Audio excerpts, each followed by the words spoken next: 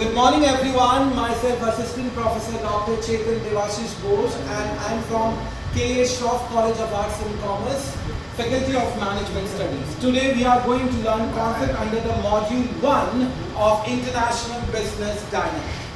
Well, today we are going to learn about scope of international business. Scope of international business, or as it can be also termed as reach of international business, or as it can be also said as how far and where exactly international business is applicable. Three different terms, but the answer will remain the same. So let us start with the scope of international business, or the reach of international business, or where exactly international business is applicable. It is applicable for international trade. What is international trade?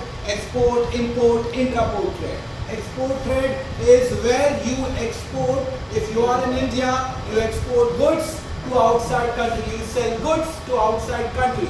It can be goods, it can be services, it can be technology, it can be people, it can be any kind of resources. Whereas in case of import, if you are in India, you purchase goods from outside India.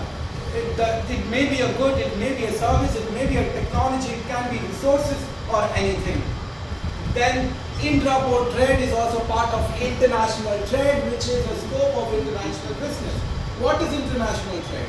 People of India purchasing goods from Japan, manufacturing it in India, resembling it in India, and then selling it to America is an example of intraport trade, which means buying from another country and selling to a different country.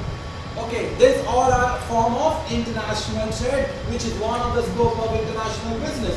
The next scope or the reach of international business is it provides you an opportunity for doing international investment. When you talk about international investment, it may be in the form of foreign direct investment, that is FDI, or as portfolio investment. What is foreign direct investment? Foreign direct investment is an opportunity to invest in foreign goods, foreign services, foreign countries or business operation.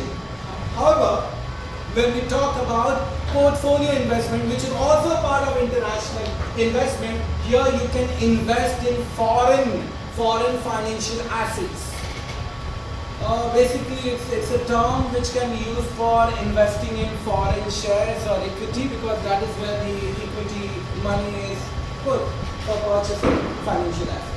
Apart from this, the another scope of international business is international licensing and franchising.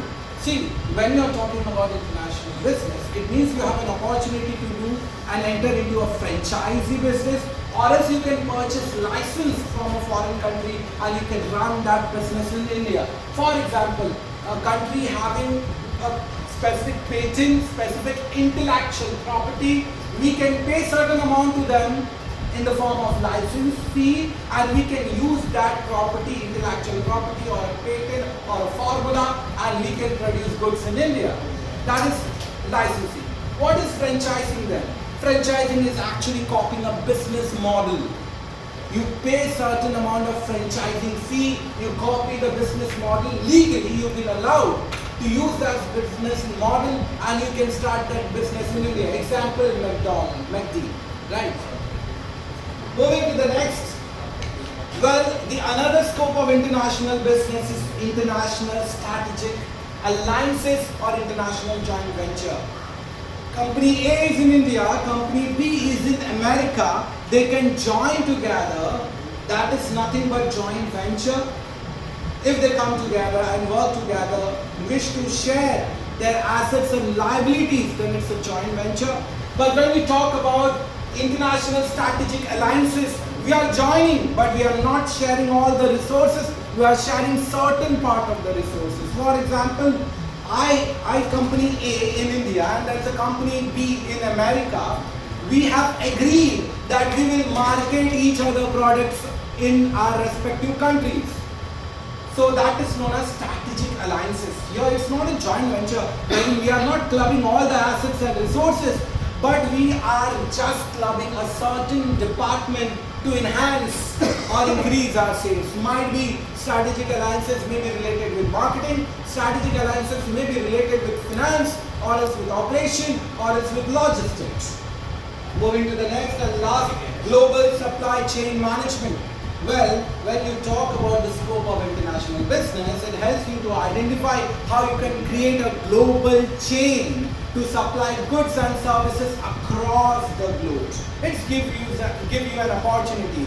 Best example would be Amazon, eBay, Flipkart, and many other online companies who are actually using the benefits of international business. That's it. Thank you, everyone.